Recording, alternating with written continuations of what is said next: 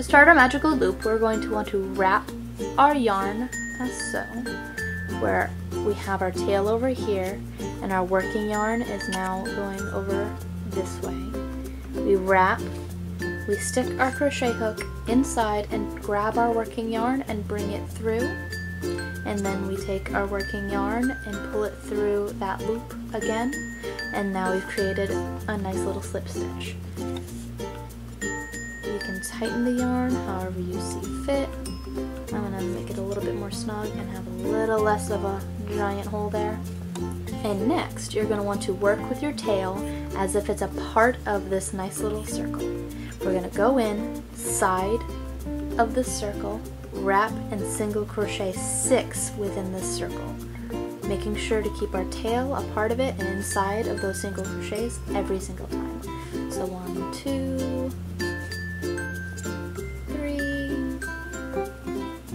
4, 5, and 6. Pull that out right there. So now we have our tail. We have our tail right here, and we have this big giant loop. What we're going to want to do is we're going to want to tug on our tail real hard, as tight as we can get it. Pull it tight, and it makes it so that it turns into a nice little circle. Super easy. So now I'm going to put my hook back on. The way that I close this circle fully is I take my hook and I push inside the first single crochet that I single crocheted and do a quick little slip stitch. So I pull that through and then pull that through there, which makes a nice magical loop circle. Now, to do a chain circle, it's also pretty easy. You just chain 6. And if you ever have any questions about how we chain, I already have another video uploaded, which I'll try to link in the description below. 3, 4, 5, and 6. You now have 6 chains on. You now have 6 chains on. So you take your crochet hook and you put it through your very first chain. Now you've got 2 working on your hook right now. You wrap your hook and pull that over and then through, which creates this little loop. Now the way that I do it is I've got 1, 2, 3, 4, 5 stitches working right now.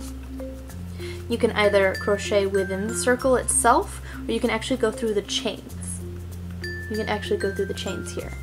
And now I usually work with my tail as if it's a part of the chain, and I go inside 2 at a time. I put 2 single crochets within each of these chains. So 1, 2, working with the tail, inside, 1, 2, 1, 2,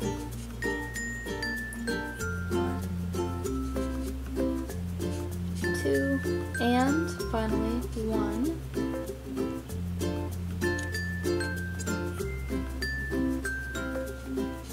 2. You can pull your tail, which will make it a bit more snug, and it looks really nice. So how to finish this off is you take your needle and you slip stitch through the very first single crochet that you put through there. You wrap and you slip stitch through it. And that is how you make a chained circle, working in the round. And those are the 2 methods that are most commonly used for working in the round. We have our magical ring method, and then this is the chain method. You can see that this method makes a smaller hole in the center, and it's a bit more invisible, which is why it's used in a lot more things like amigurumi and the like. This one works just as well. I've used this one for the longest time before I came across this method. It still works really well for amigurumi, and it's really cute. It all depends on what your preference is and what you like. I've actually grown to really like the magical loop method a lot more, but it still works just as well as the other one, and some patterns call for one versus the other for very specific reasons. Well, I hope you liked this video, guys. Be sure to like and subscribe for more knitting tutorials and crocheting tutorials. Until next time, guys!